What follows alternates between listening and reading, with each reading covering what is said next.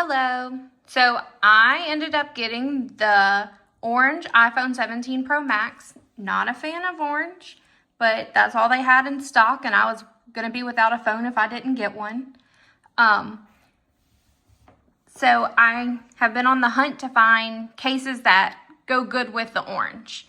So I found Casely on Amazon, and this is their tortoiseshell print, and I think it's going to go great with the orange iPhone 17 Pro Max. So let me snap it on. All right.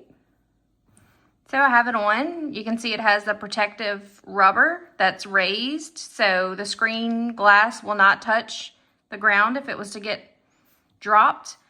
It goes over my very bulky camera cover.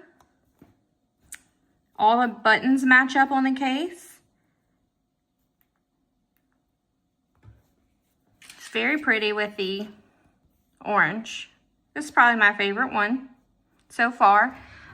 Some things I've learned about Casely just from their packaging is it's got the military grade drop protection, built-in MagSafe compatible magnet, 1-year product warranty, made 50% of recycled material, and every purchase gives back.